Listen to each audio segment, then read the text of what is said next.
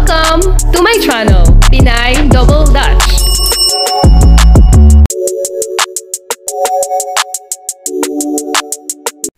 Welcome mga kababayan, mga friends, mga subscribers ko. So for today's video, very important siya kasi pag-usapan natin ang mga bagay-bagay kung ano na ba ang mga nangyari sa aking buhay nung mga nakaraang taon. Kung may pagbabago ba, kung worth it ba, yung pag-a-apply ko from Hong Kong to Netherlands. So, itong video na to, special kasi kinumpile ko lahat ng mga nakaraan kong video kasi naka 1,000 subscribers na tayo! Yay! Thank you guys! Thank you so much! Sa mga hindi pa nakakapanood, sa susunod na kabanata, steps, kung ano yung ginawa ko from Hong Kong at pat sa Netherlands. So, eto na ang chance.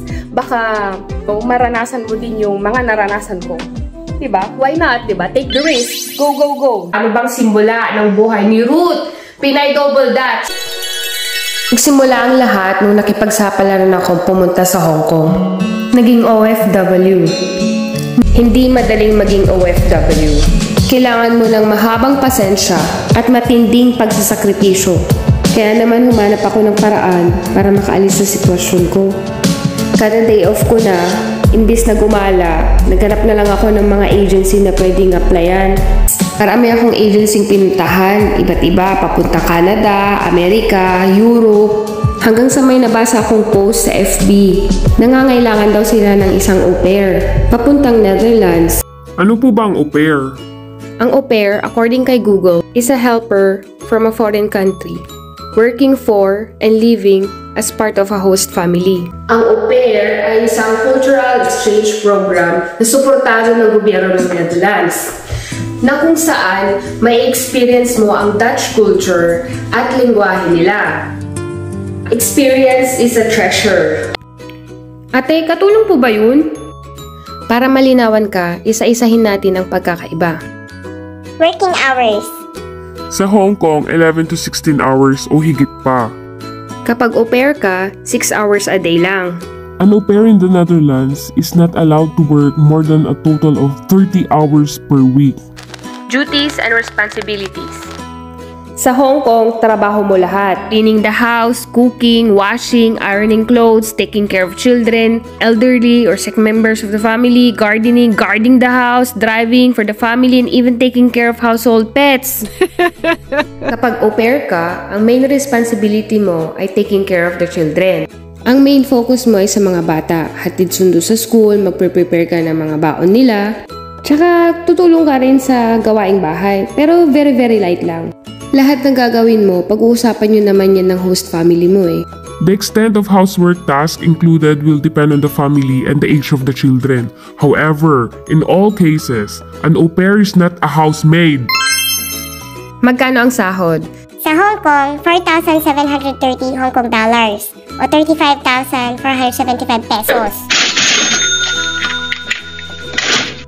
Walang sahod ang au pair, pero may pocket money. Kapag au pair ka sa Netherlands, 340 euros o 20,287 pesos. Board and lodging. Free ang board and lodging, sagot ni amo at ni host family. Ang kaibahan lang, kapag au pair ka may sarili kang room, yung iba may toilet at bathroom pa. Contract. Sa Hong Kong, ang minimum na kontrata mo ay 2 years. Kapag au pair ka naman, 1 year. Day off. 2 days ang day off ng isang au pair at maximum na 30 hours lang a week ang trabaho. Sa Hong Kong, isang araw lang ang day off. 6 days a week ang trabaho. Ang average working hours pa, 12 hours. Doble ang trabaho, tapos konti lang ang pahinga. Kaya sinubukan kong mag-reply.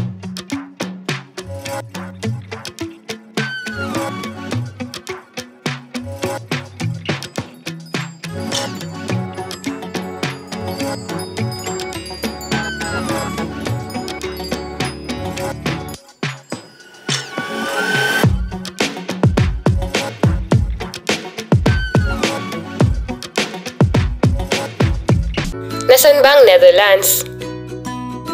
The Netherlands is a country located in northwestern Europe. At pangsyam, sa pinakamayamang bansa sa Europe. Nung una, medyo hesitant pa kasi bakit ganun? Maraming tanong. Pero sinubukan ko pa rin. Nag-take risk ako para makaalis nga. Hanggang sa yung eksaktong day na yon, merong interview. Interview na ng host family. Nag-video call kami nung host, yung magiging sponsor ko sa Netherlands. In-interview niya ako kung ano yung trabaho ko, kinilala niya ako. Hanggang sa sabi niya, okay, ikaw na napili ko, sabi niya. Siyempre yung video interview na yon, English lahat yon.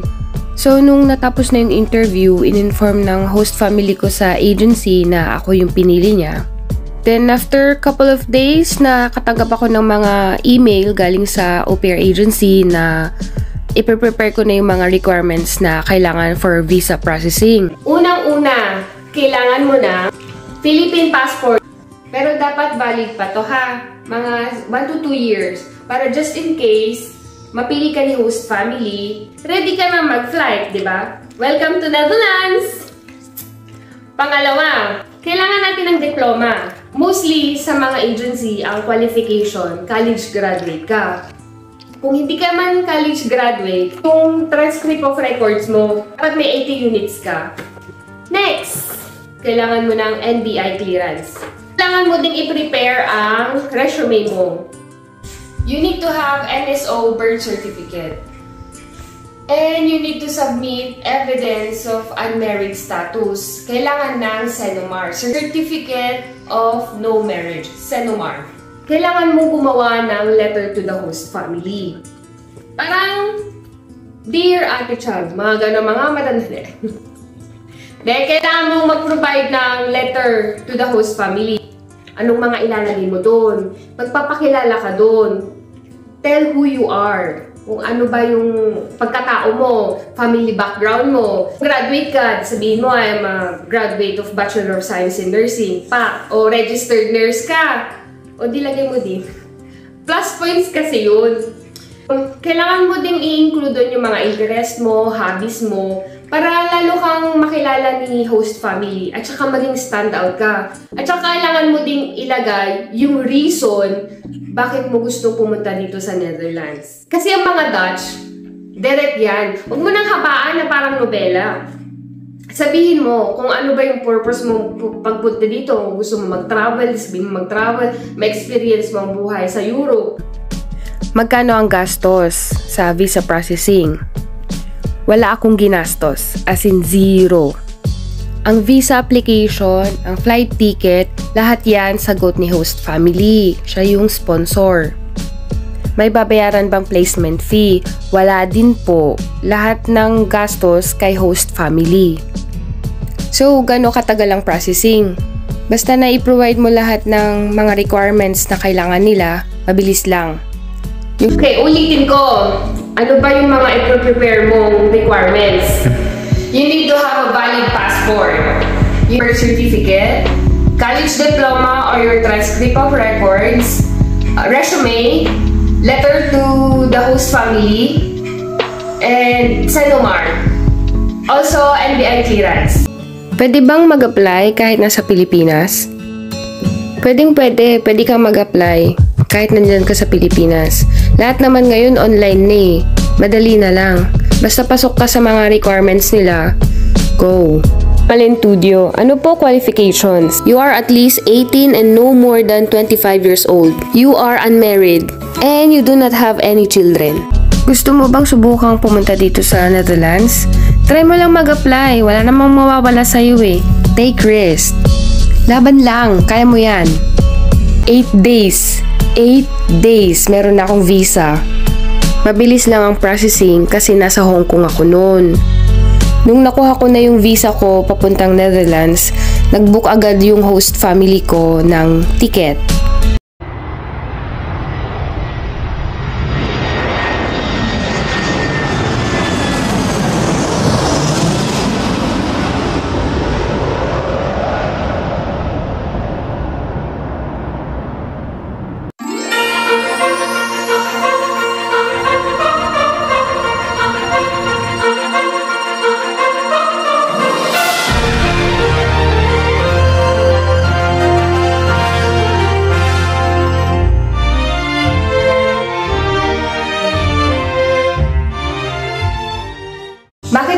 nag-decide maging au pair.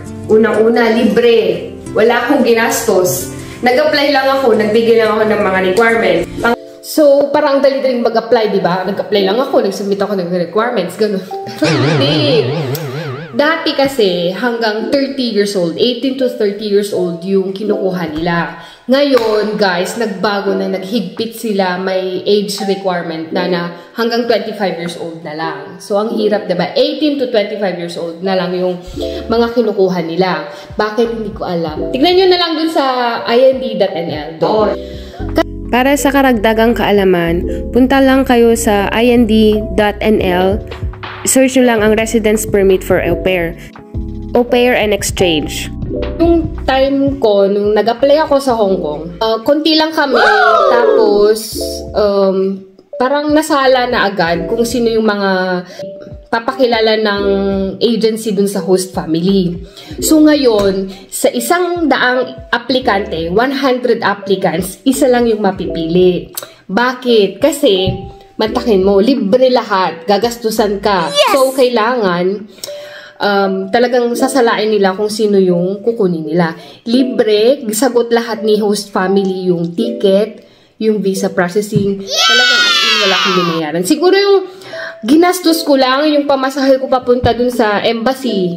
Yung yung train. Yun lang siguro yung ano. Tsaka yung pinapa-require nila once na before ka mag-flight papuntang Netherlands, kailangan mo ng pregnancy test. So yun, naghigpit sila. Ito ang mga listahan ng mga legit na au pair agency sa Netherlands.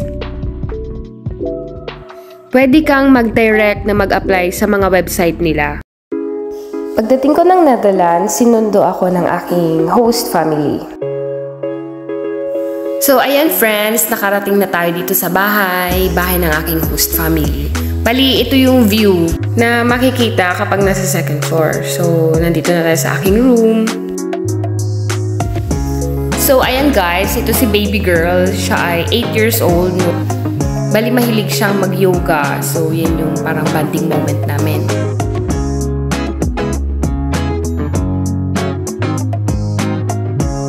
Ito naman si kuya niya, 10 years old. So, ayan, bonding namin mag-bike. Tsaka, isa pa friend, kapag gusto mong maging au pair, dapat marunong kang mag-bike. Usapang bike na guys, ito na trivia. Hi guys! Welcome to the Netherlands. Alam niyo ba na mas marami pa ang bike sa mga tao dito? Only in the Netherlands.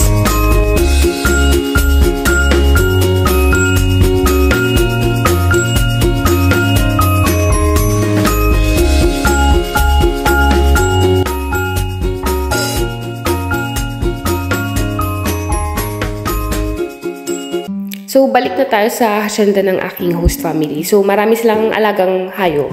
Isa na dito yung Frisian horse.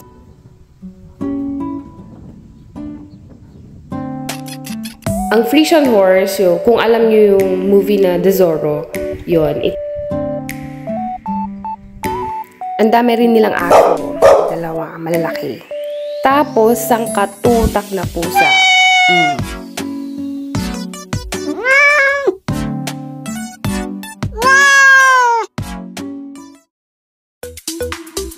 From Monday to Friday lang yung pasok ko. And then, Saturday and Sunday ang aking day off. So, sinasamantala ko yun kasi gusto ko libutin ng Netherlands. So, samahan niyo akong gumala.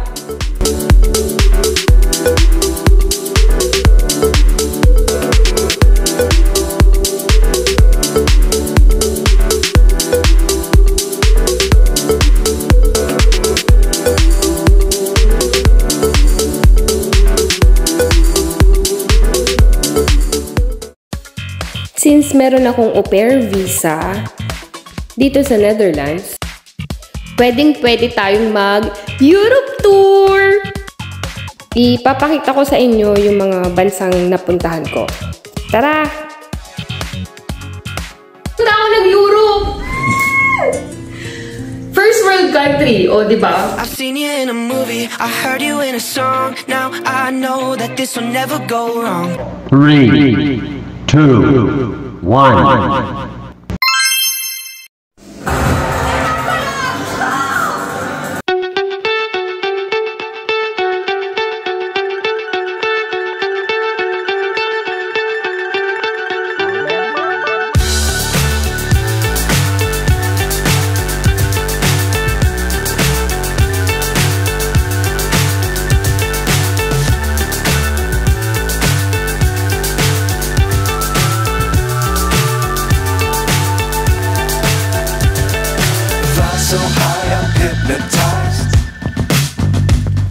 What's up is down, what's left is right.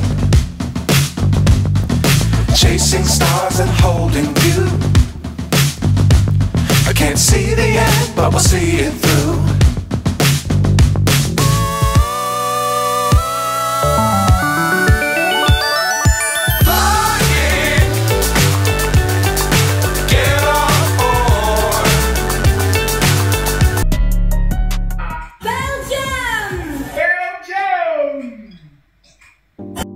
Welcome to Belgium, guys! Nasa baba lang ito ng Netherlands. Katabi rin nito ang Germany at France. Belgium's most popular modern symbol is the atomium. The structure resembling a model of an atom, magnified 165 billion times. Was the main pavilion of the 1958 World Fair Expo in Brussels.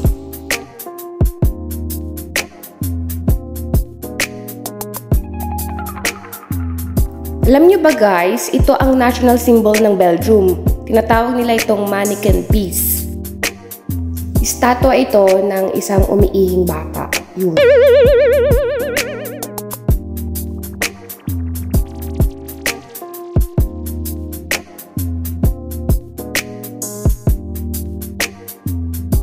Kilala ang Belgium sa buong mundo sa dekalidad nilang mga tsokolate.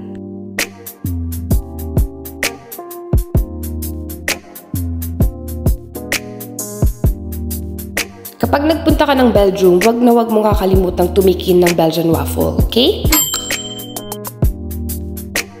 Belgium is famous for its rich history and also known for its medieval towns.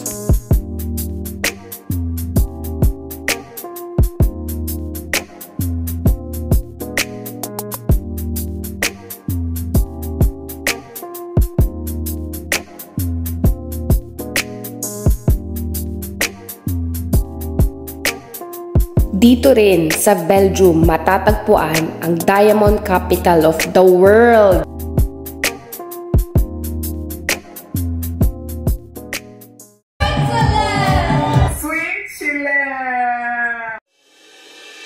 Matatagpuan ang Switzerland sa gitna ng Europa. Bukod sa Vatican State, ang Switzerland ay ang tanging bansa sa mundo na may square flag. Guys, dito rin ang birthplace ng Red Cross. Ang Switzerland ay talagang must-see destination. Dapat nasa bucket list nito. Binansagan din ang Switzerland na third happiest country in the world. But, one of the most expensive places to live in. Dito rin matatagpuan ang Water Castle of Europe. Jetto. Isa itong fountain na matatagpuan sa Geneva, Switzerland. Ang ibig sabihin nito ay water jet. It is one of the tallest fountain in the world.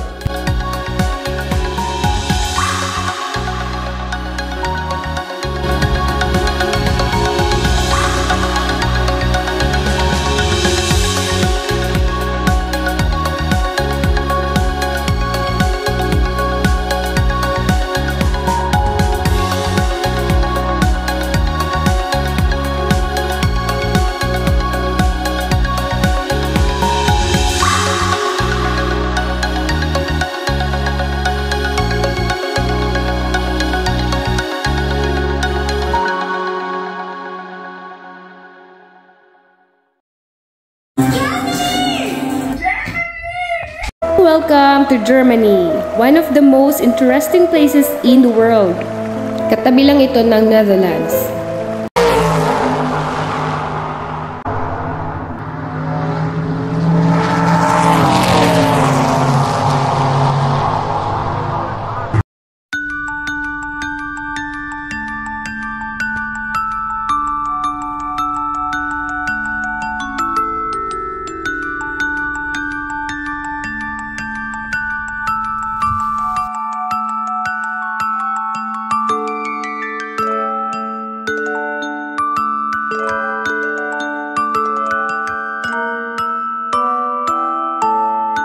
katunayan, ang Germany ay pang-18 sa listahan ng pinakamayamang bansa sa mundo.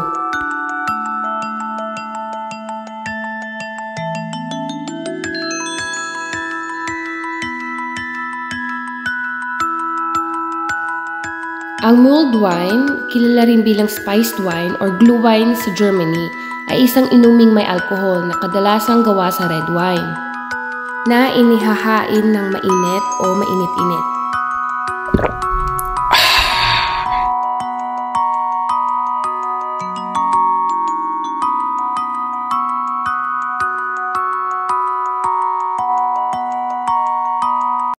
Knock knock. Who's there? Daisy. Daisy who? They see me rolling. And oh, most taxis in Germany are Mercedes-Benz.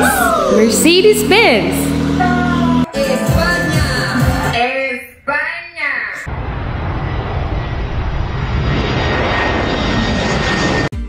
Ang Espanya o Kaharian ng Espanya ay isang bansang matatagpuan sa Timog Kanlurang Europa. Ang pinakamalaking bahagi ng Espanya ay matatagpuan sa Iberian Peninsula. Balearic Islands naman sa Mediterranean Sea. Nung nagpunta ako ng Spain, pinuntahan ko ang Mallorca. Mallorca, ang pangalan ng isla ay nagmula sa salitang Latin.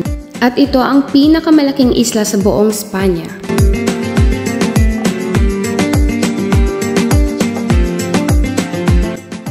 Ang Mallorca ay isa sa pinakapaborito kong holiday destination. May napakagandang klima. Napakagandang tanawin. Ang pagkain dito ay talaga namang katakam-takam.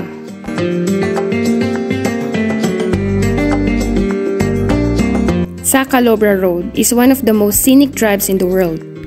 Isang kagalakan na masubaybayan ang masalimuot at mapanganib na mga kurba, paliko-liko sa pagitan ng matarik na mabatong tanawin habang tinatamasa ang isa sa mga pinakamagandang tanawin ng isla na may background ng Mediterranean Sea.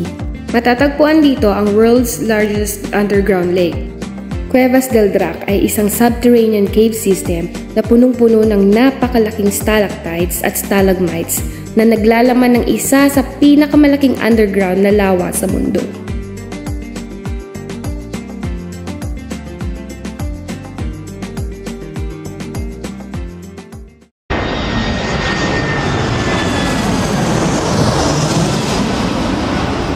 Eto na guys, puntahan naman natin ang United Kingdom! Nasa mahigit isang oras din ang biyahe from Amsterdam papuntang London. So guys, dito, papuntang London, medyo mahirap yung pagpunta dito kasi kailangan ko ng visa. United Kingdom. The UK. Nagpunta ako ng UK kasi nandun ang aking mother dears, mga hindi pa nakakaalam. So yung nanay ko nandoon, binisita ko siya kasi andito naman na ako sa Europe, malapit lang naman. So, nag-decide akong pumunta dun sa UK. Bali, yung pagpunta ko ng UK, tinulungan ako ng aking host family para makakuha ako ng UK visa.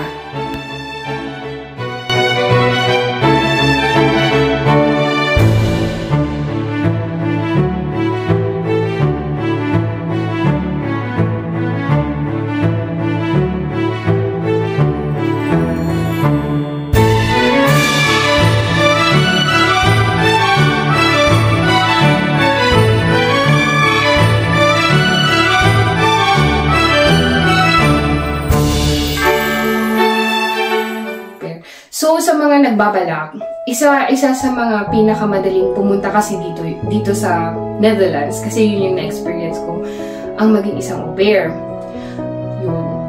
Yun yung pinakamadali at legit way. Kapag nandito ka na sa Netherlands, marami nang pwedeng mangyari. Kasi may mga nagtanong din, so after ng au pair, pwede bang mag-study? Pwede. Marami nang...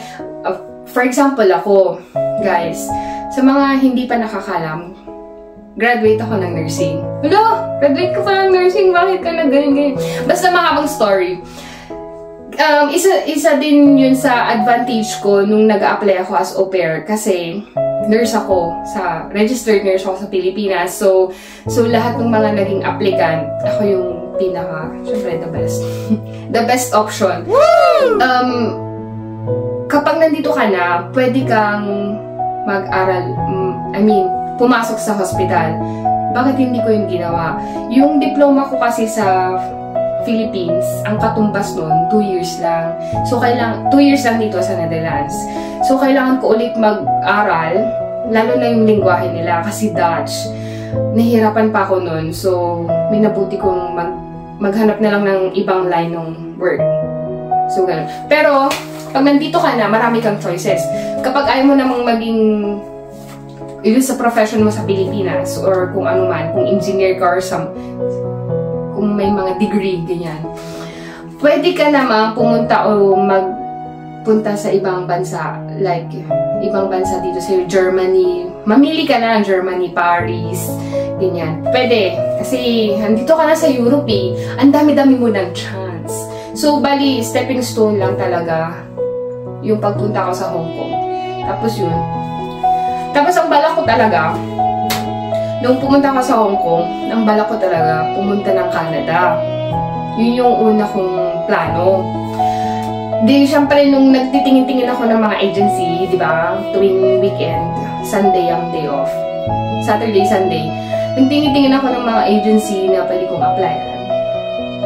Ang target ko talaga, papunta Canada. Tapos, nung nakausap ko na yung mga staff, ang requirement nila, may malaking placement fee.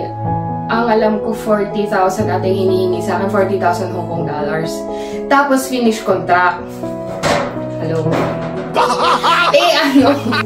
Hindi ko kaya yun. Hindi ko nga, yung trabaho sa Hong Kong eh.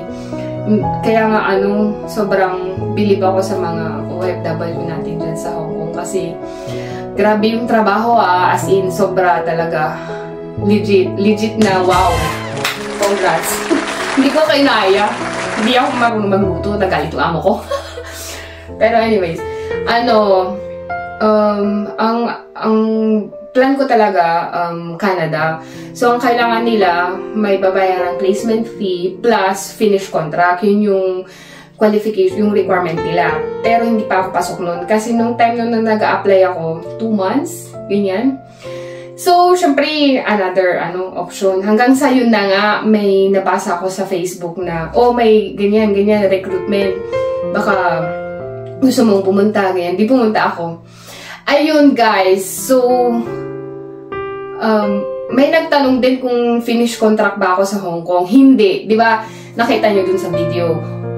2017, nasa Hong Kong na ako. October 2017. No. Kasi October 2017, nandito na ako sa Netherlands. Kasi, I think 3 months. 3 months lang ako nasa Hong Kong. Tapos, plus yung processing waiting time. Lahat-lahat na yun. So, ano yung ginawa ko? Paano ako nakapag, kasi, di ba sa Hong Kong, hawak ni amo yung, yung passport. So, ano yung nirason ko kung bakit, kung paano ko nakuha yung passport. Sabi ko, pupunta kami sa, sa Macau. Kailangan ko yung passport. Nung una, ayaw ibigay. Mga malditang amo. Ayaw ibigay. Di, syempre, ako sa embassy, pa-help naman po kasi gusto ko pumunta sa Macau, ayaw po ibigay ni amo yung passport ko. So, yun. Tapos, nag-request ako. Sinabi ko sa kay amo na sabi ni embassy, dapat, sabi ni Philippine Embassy, dapat hindi mo hinahawakan yung passport ko. Kailangan ko yung passport kasi pupunta ako ng Macau, sabi ko. Wala sang choice, binigay niya sa akin. Hindi ko na binitawan yun kasi kinabukasan, pupunta na ako ng embassy para, yun na, kumuha ng MVV, yung visa approval. Yun, buti na lang. So yun, 3 months lang ako sa Hong Kong, tapos nandito na ako sa Netherlands. Hindi ko alam kung yung lakas lang talaga ng loob at saka sakripisyo, at saka yung determinasyon ba. Pag nag-combine kasi yun, lahat mangyayari. Basta determinado ka na may mangyayari siyang maganda. Basta may goal ka lang. Diba? So, good luck sa mga mag-a-apply. Kaya niya. Think positive. Thank you. So guys, ito na. Tapos na yung kontrata ko as an au pair. Kasi 1 year lang ang kontrata ng au pair. Kaya nag-decide akong mag-stay ako sa Netherlands. So So, nag-decide ako mag-stay. So, anong ginawa ko? Naghanap ako ng magiging sponsor ko para may papel ako dito sa Netherlands. Kasi kapag wala kang papel, magiging TNT. Na, guys, kapag TNT, mahirap yun kasi, di ba, tago ka ng tago. Mas maganda na yung maging legal. May legal na visa para legit lahat. At saka, protektado ako, no? Mas okay yun. Hindi ako natatakot na baka mahuli ako ng pulis o kaya ma-deport ako, di ba? So, mas okay yung legit lahat. So, maraming paraan para magkaroon ka ng legal na visa dito. Pwede rin naman magkaroon ng student visa.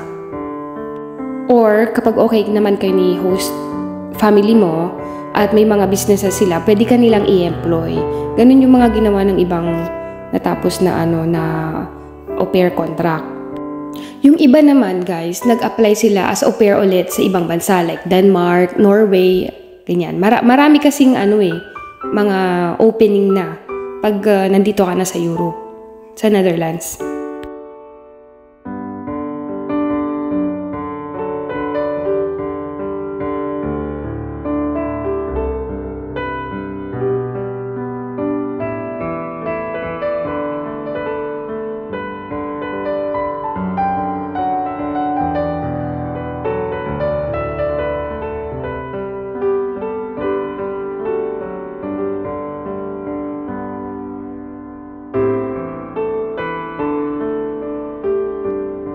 Nag-decide akong mag-stay kasi napakaganda ng bansang ito at ang daming opportunity. At kasama ang Netherlands sa top 20 richest countries in the world. Number 13, ang Netherlands. Maliit lang ang bansang Netherlands kung ikukumpara sa mga karating bansa. Pero bakit nga ba napakayaman itong bansang to? Isa sa mga rason ay ang Port of Rotterdam. Port of Rotterdam is famous because this is one of the largest and busiest in the world.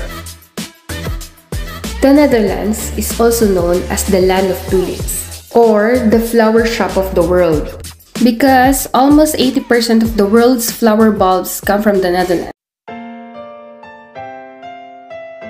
Dati sa postcards o kaya sa mga posters ko lang nakikita ang mga tulip fields.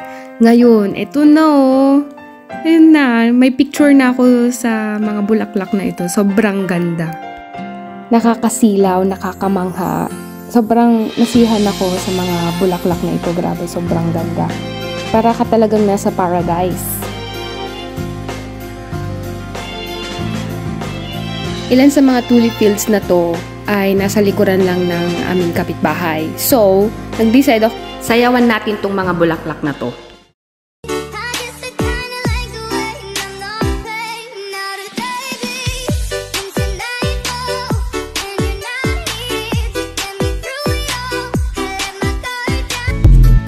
Windmills shape Dutch geography. Pagkaman ang mga windmill ay karaniwang nauugnay sa pagdurog ng butil o iba pang mga pagkain, sa Netherlands, ang kanilang rotator power ay ginamit din upang maubos ang tubig na lupa sa buong bansa. Pónteme de espalda.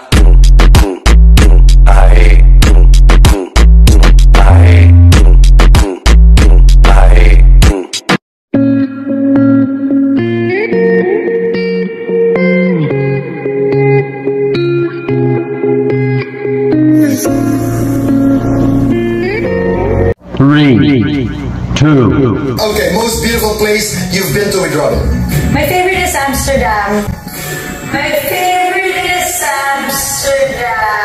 Experience maging model tulad ni Marian Rivera.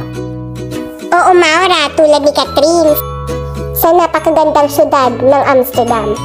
Welcome guys sa capital city ng Netherlands, ang Amsterdam.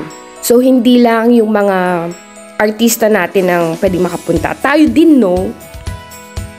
Ang motto sa ilalim ng simbolo ng Amsterdam, tatlong krus, ay nagsasabi ng kabayanihan, determinasyon at pagkamawain.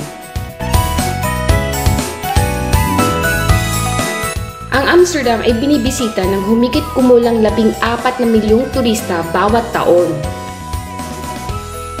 Ang Amsterdam ay may 165 na mga kanal na sa kabuuan ay higit sa 100 kilometers. Alam niyo rin ba, ang napakagandang lugar na to ay may mas maraming kanal kaysa sa Venice, Italy at mas maraming tulay kaysa sa Paris. At usaping tulay, ito na.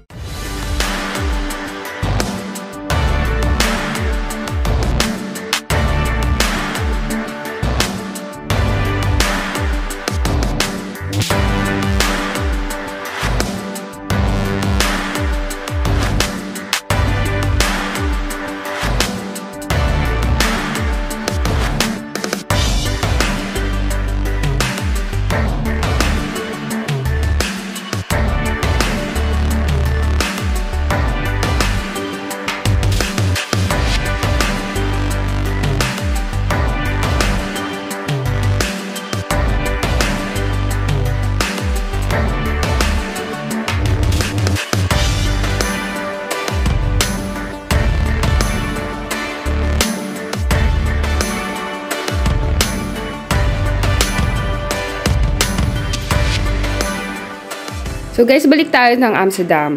Ang Amsterdam ay may pinakamataas na sentro ng mga museums kada metro kwadrado ng lahat ng lungsod sa mundo. Sa isang lungsod na sikat sa mga kanal, sining at mga bisikleta, hindi na dapat ikagulat na maraming mga kawili-wiling katotohanan tungkol sa Amsterdam na magpapabigla sa isipan ng mga karamihan ng mga turista.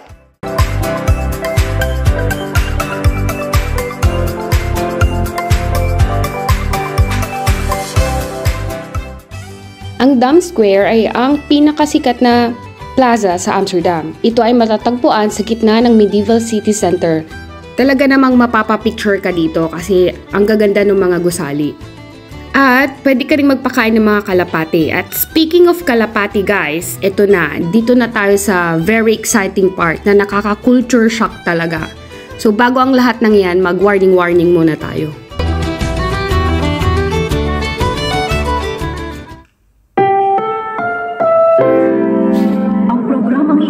Ay rated SPG.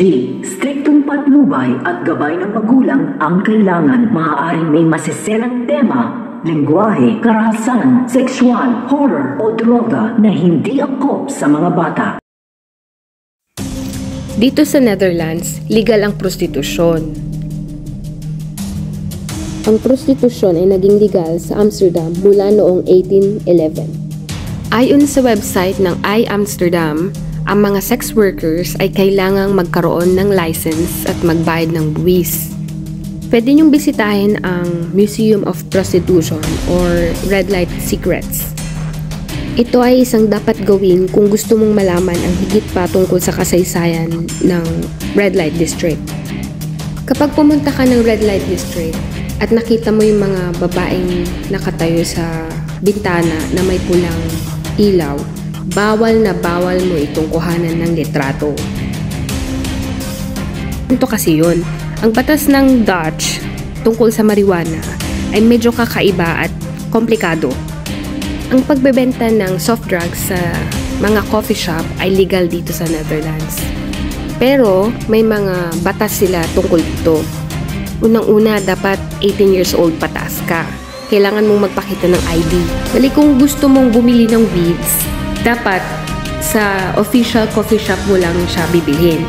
Ang mga coffee shop dito sa Netherlands, bentahan yun ng mga weeds. So per customer, allowed kang bumili ng hanggang 5 grams per day.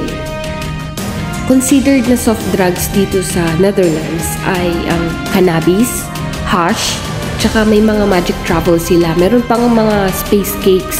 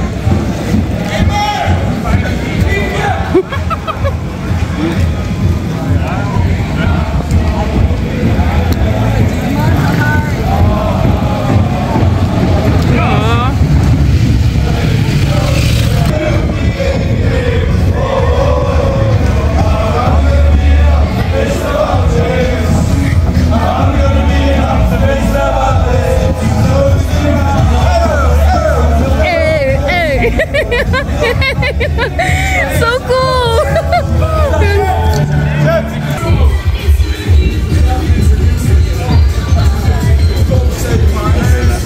Ha?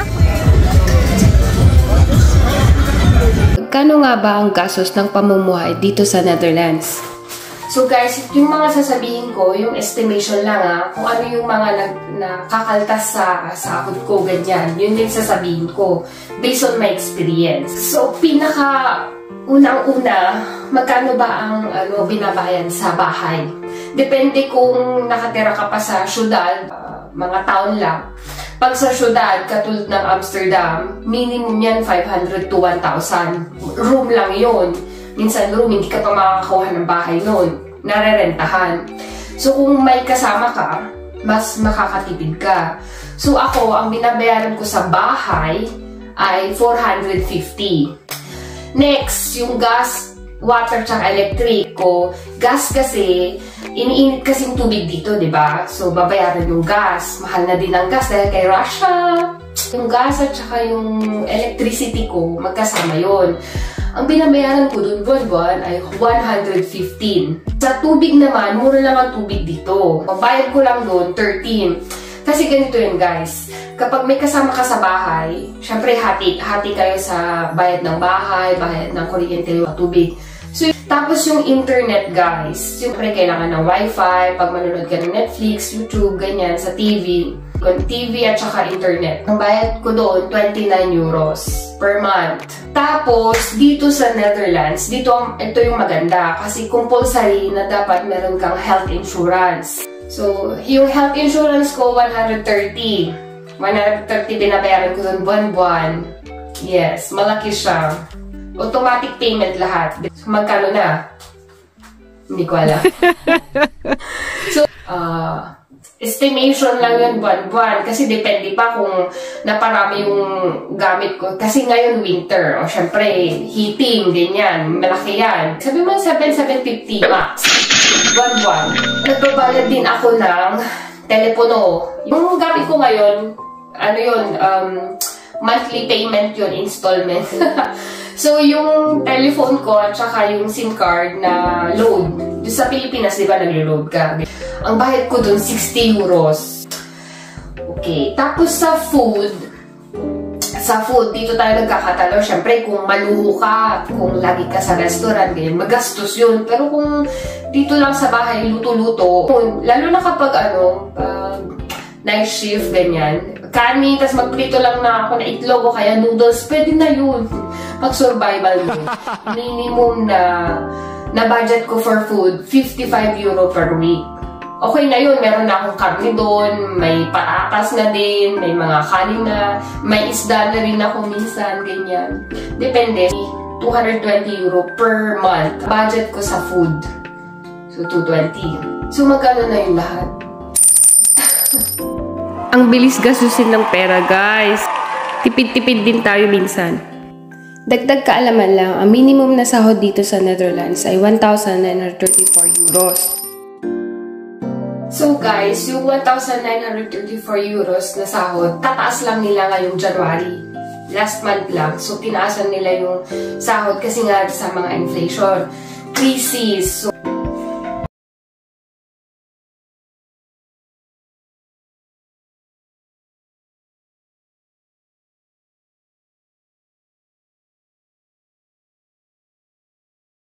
I'm a Filipina and I was afraid that I cannot do it. I don't have enough money. I thought I would not be able to afford it. It would be difficult to achieve it, that I would never have my own house because, it's all my concern. But hey, I did it. I have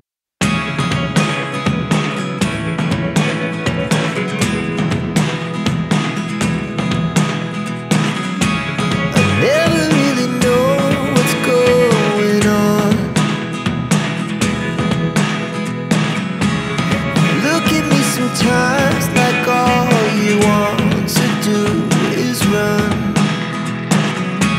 Hear me out, hear me out. If all the things you never show, there are the things I want to know. Secrets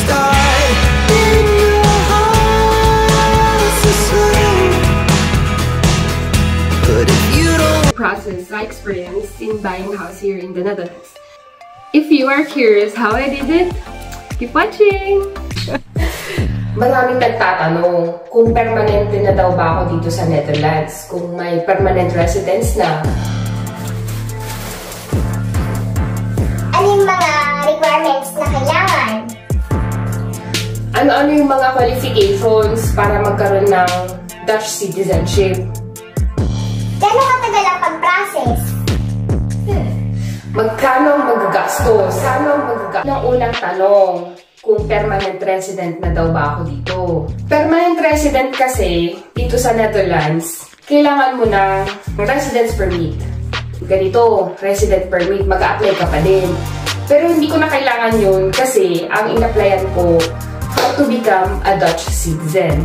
So, for today's video, yun ang magiging topic natin.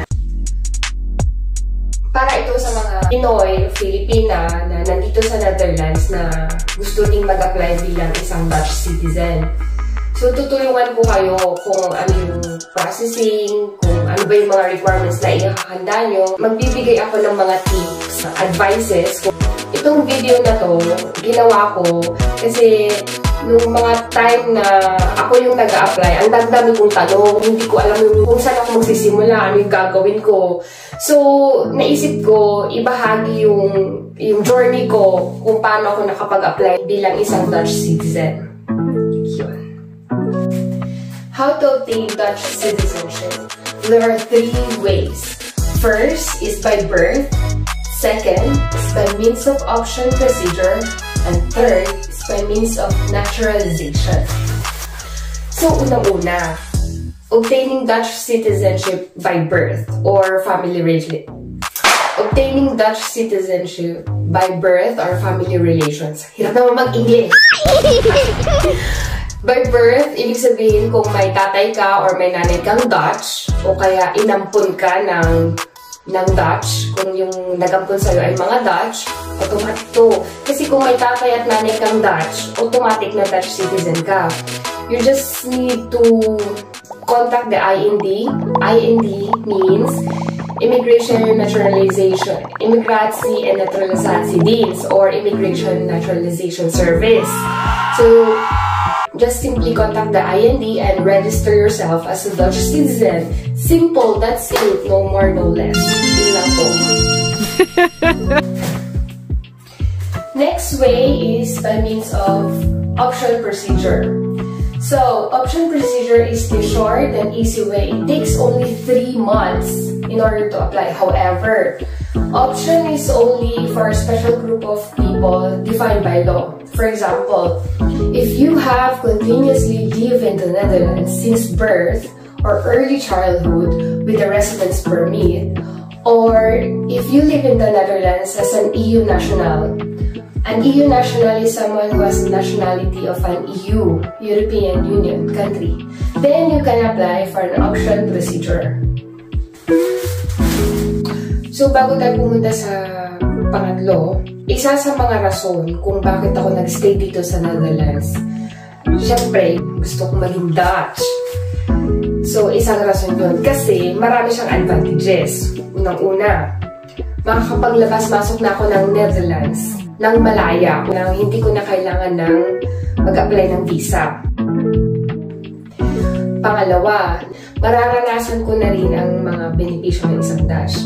Katulad ng makaka-join na ako sa Dutch election. Makakapag-vote na rin ako sa European election kasi automatic na magiging EU citizen. Yes, kapag Dutch ka, magiging automatic na European citizen ka. At ang maganda pa niyan, pwedeng-pwede akong tumira kahit saan ko gusto dito sa European Union nang walang problema. At Dutch passport. Alam niyo ba, itong passport na to is one of the most powerful passport in the world. According to Henley Passport Index of 2023, ang Netherlands passport ay pang-5. Makakapag-travel ka sa 188 countries, visa-free access. Ang most powerful passport in the world ngayong 2023 ay ang Japan. The third way is by means of naturalization. This is the most common way for expats to apply for Dutch citizenship. So let's begin. How to become Dutch citizen through naturalization. First requirement, you must be 18 years or older. Second, you live in the Netherlands for an uninterrupted 5-year period with a valid residence permit. But there is an exemption. You don't need to live in the Netherlands for 5 years if you are married or have a registered partnership to a Dutch citizen and you have been living together continuously for at least 3 years. Yes, at least 3 years. Then you can apply for a naturalization. Ang last requirement natin ay kailangan mong ipasa ang Dutch Civic Integration Exam. Parang IELTS yun. Pero writing, speaking, listening, reading, knowledge of the Dutch society, yung ONA, at saka participative verklaring. So, paano ba yun? Yung 5 exam, yung speaking, writing, reading, listening, at saka Dutch knowledge society. Sa computer mo i-examine yun. Ngayon yung ONA, interview yun. Yung about sa labor market. Paano pa mag-apply, ganun. Pero may exemption yun. Kapag nagtrabaho ka na dito sa Netherlands ng 6 months, exempted ka na. Hindi ka na mag-exam ng ONA. Yung Dutch participative verklaring naman, ganito yun. Ito. Participative verklaring. Makukuha mo ito sa munisipyo.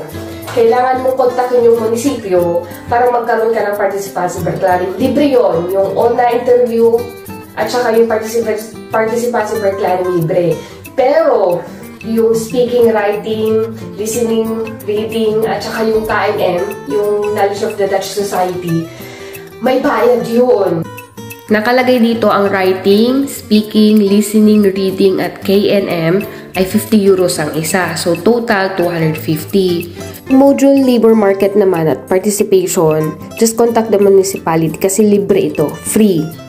Kaya kailangan mong mag-aral. Mag-aral ka, magbasa-basa ka, yan, YouTube verklaring exam. O kaya, watch the YouTube channel of Bart De Pauw. You can learn the most common words in Dutch there. Para hindi sayang yung pera mo. Ano, mahal to, 50 ang isa. Magkano na yun sa atin? 50 times €1.59 pesos. 2,950 na. Kung lang 3,000 pesos sa isang exam. O 5 exam yun, 3,000 times 5. 15,000. O 50,000 pesos na exam lang yun. Kasi kailangan mo ng Inburgerings diploma. Lahat ng exam na yun, kailangan mong maipasa, kailangan mong isubmit para sa Dutch citizenship, yung Inburgering diploma. Okay? And in Inburgering.nl, there are a lot of exercises that you can practice on before you start your exam.